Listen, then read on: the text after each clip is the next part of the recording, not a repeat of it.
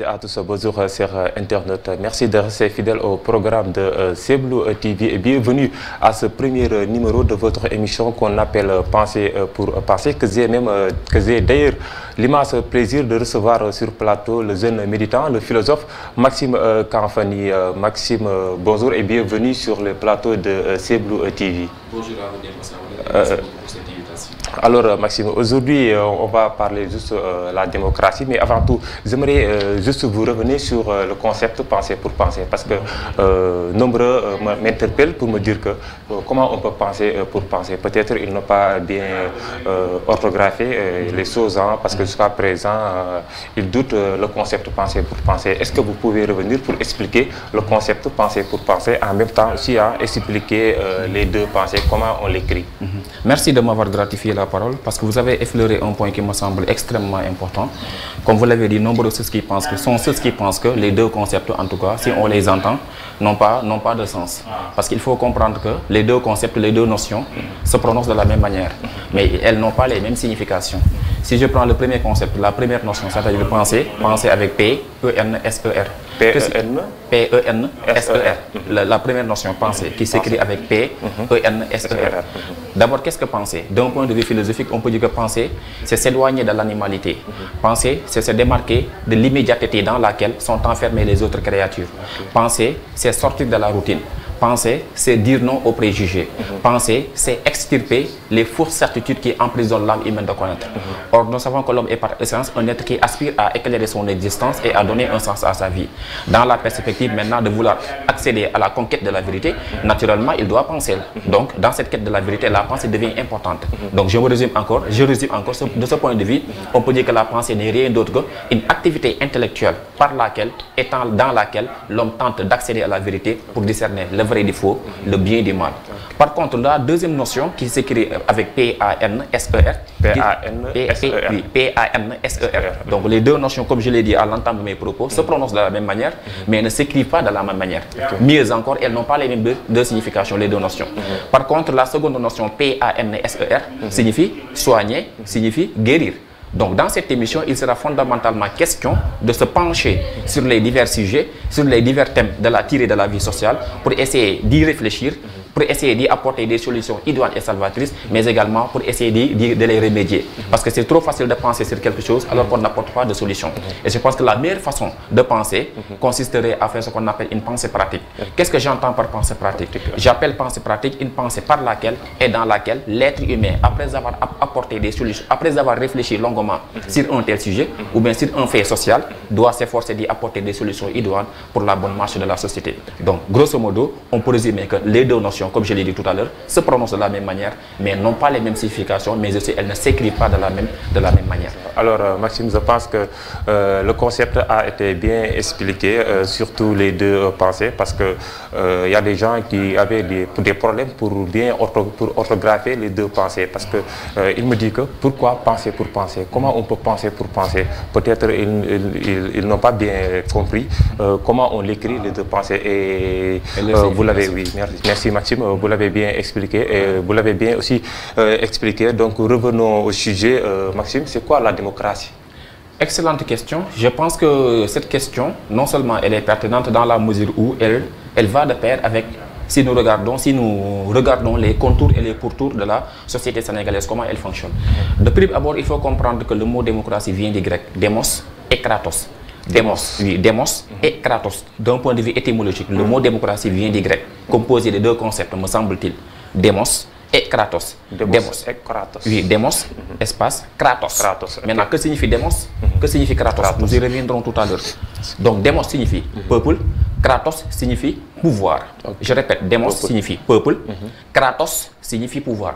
Donc, littéralement, la démocratie pourrait être définie comme le pouvoir du peuple.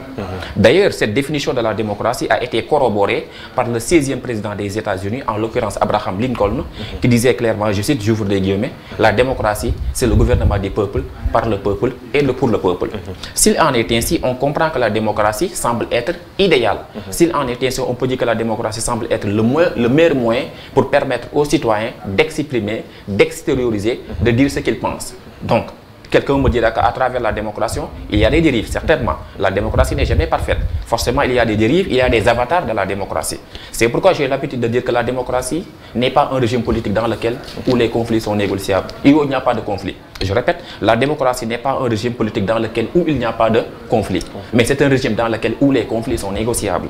Dans cette perspective-là, on peut dire que c'est par la démocratie et à travers la démocratie que le citoyen a le privilège, a la possibilité d'exprimer son point de vue face à cette situation sur laquelle il n'est pas d'accord ou bien face à l'injustice. Donc, il serait préférable, à mon avis, que la démocratie puisse vivre.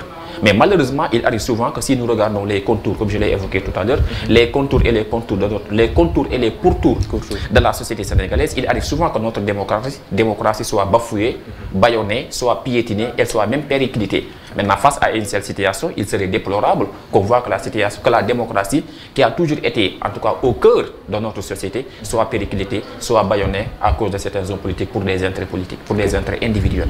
Alors Maxime, quand on parle de la démocratie, on parle forcément de la souveraineté, alors que je pense bel et bien que la souveraineté appartient au peuple. Décidément, la souveraineté, elle appartient au peuple, c'est le peuple qui doit trancher, c'est le peuple qui doit choisir, mais devant certaines situations, on voit souvent que le peuple ne choisit pas, on choisit à sa place. Ce qui est écœurant, ce qui est affligeant.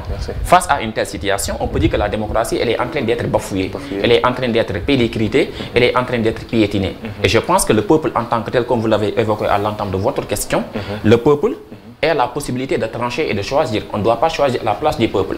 Certains me diront que la démocratie, elle n'est jamais parfaite, d'accord, comme l'aurait affirmé le philosophe et l'écrivain français, je pense à Jean-Jacques Rousseau, qui dans son ouvrage intitulé du contrat social, dit clairement que s'il y avait un gouvernement de Dieu, il se gouvernerait démocratiquement. Bon, excusez-moi, s'il y avait un peuple de Dieu, il se gouvernerait démocratiquement. Un gouvernement si parfait ne convient pas à des hommes. Naturellement, je dirais dans ce sens que la démocratie, c'est une montagne avec ses deux versants. Autrement dit, il y a des avantages et des inconvénients. De ce point de vue, on peut dire que la démocratie n'est pas parfaite. Mais, quoi que nous fassions, nous devons nous évertuer nous devons nous efforcer de privilégier, de tenir, en tout cas, de protéger la vitalité de notre démocratie pour la bonne marche de notre société. Alors, Maxime, restons sur le thème, la démocratie. La démocratie, tout le monde sait qu'il y a des valeurs fondamentales. Sur ce, je peux citer respect de la Constitution, mais aussi respect de l'autorité légitime des ministres. Et je vais finir de dire la défense, mais aussi il y a la défense des droits et liberté de la personne. Mais actuellement, est-ce qu'on peut dire que la démocratie est en train de respecter ici au Sénégal? Oui, je dirais que la démocratie, comme je l'ai mentionné tout à l'heure à l'entame de mes explications, la démocratie, certes, c'est un idéal, c'est un processus, c'est un travail de longue haleine. Mais malheureusement, ce que nous voyons dans la sphère sociale, dans la sphère politique, parfois on voit des choses qui ne riment pas avec la démocratie. Autrement dit, des choses qui sont incompatibles avec la démocratie. Quand on voit dans une société où la liberté de la presse elle est bafouée, dans une société où on a tendance à emprisonner injustement des gens, dans une société où on a tendance à vouloir restreindre coûte que coûte la liberté des citoyens, une telle société me semble malade. Une telle société, elle est en train de respirer, mais elle ne vit pas. Donc dans ce sens, on peut dire que la démocratie, telle que je la conçois, telle que je l'appréhende dans notre société sénégalaise, parfois me laisse dubitatif. Ça me laisse dubitatif dans la mesure où je peux dire qu'en tant que citoyen sénégalais, en tant qu'intellectuel, en tant qu'apprenti philosophe, je peux dire que la démocratie au Sénégal, elle n'est pas respectée, mais elle est bafouée. Vous l'avez bien annoncé tout à l'heure, la démocratie, c'est le gouvernement du peuple, par le peuple et pour le peuple. Ici, est-ce qu'ici au Sénégal, ils n'ont pas trahi la vraie définition de la démocratie? Oui, cette définition... Avec le jeu des politiciens, oui. Comme ça. Vous savez, la politique est une activité très noble. Je dirais que la politique, c'est l'affaire des grandes âmes, entre guillemets. Quand je dis que la politique, c'est l'affaire des grandes âmes, je pense que la politique ne doit pas être une activité par laquelle et dans laquelle il doit y avoir des médiocres et des tocards. Passez-moi et pardonnez-moi l'expression. Je pense que les hommes politiques, à travers leur discours, à travers leur comportement, ils doivent s'efforcer de privilégier, de protéger ce qu'on appelle la vitalité de la démocratie. Mais comme vous l'avez dit, ce sont des réalités factuelles qui sont là. Malheureusement, on s'en déplore, on s'en déplore parce qu'on a tendance à voir sur la scène politique des choses qui montrent que notre démocratie elle est en recul. Parce que dans une société où on a tendance, après avoir combattu pendant des années une chose dont on a obtenu une victoire, si on revient encore pour combattre la même chose, ça devient problématique. Voilà pourquoi hier j'ai posté sur mon statut WhatsApp, dans un de mes statuts WhatsApp que j'ai posté, j'ai eu à dire qu'au Sénégal, les combats d'hier sont les combats d'aujourd'hui. Par conséquent, la population trinque, pâtit, gémit et dépérit. devant une telle situation, on peut dire que notre démocratie, je le répète encore, elle est en train de respirer, mais elle ne vit pas. Or, on aurait souhaité, on aurait aimé que la démocratie puisse vivre convenablement comme il se doit et qu'on la respecte comme il se doit pour la bonne marche de notre société. Alors Maxime, comment vous pouvez différencier la démocratie d'hier et la démocratie d'aujourd'hui? Parce qu'actuellement, on voit nos hommes politiques éliminer les opposants et bafouer même les journalistes. Alors que quand on parle de la démocratie, on parle la liberté de la presse. Donc, est-ce que vous pouvez différencier la démocratie d'aujourd'hui et la démocratie d'hier? Je pense qu'il y a une grande distinction, il y a une grande différence. Je dirais qu'il y a un grand écart même. Je dirais que la démocratie d'hier est beaucoup plus saine que celle d'aujourd'hui. La démocratie d'aujourd'hui, elle me semble délétère. La démocratie d'aujourd'hui, elle me semble malsaine dans la mesure où, comme vous l'avez dit, nous sommes dans une société où certains des hommes politiques ont tendance à mettre les bâtons dans les roues à des opposants. Je pense que la meilleure façon de vivre la démocratie, la meilleure façon de respecter la démocratie, c'est de laisser que chaque citoyen qui se sente, en tout cas, qui aspire à être quelqu'un qui veut diriger ce pays, qu'il ait la possibilité, toute la liberté, toute la latitude d'exprimer son point de vue, qu'il soit citoyen, qu'il soit homme politique. Or, je ne suis pas d'accord quand des hommes d'État, des dirigeants étatiques vont même jusqu'à bafouer, jusqu'à enfreindre la liberté de certains opposants qui sont des opposants déterminés et farouches. Donc je pense que le terrain politique ne doit pas être homogène, mais le terrain politique doit être hétérogène, que le maire gagne dans ce sens. Donc je peux dire que pour en déduire, pour voir les conséquences, je peux dire que la démocratie d'hier est meilleure que celle d'aujourd'hui. Allez Maxime, nous sommes à terme de cette émission, donc votre dernier mot. Bon, je vous remercie Sabali parce que vous m'avez donné la possibilité de m'exprimer sur ce site internet.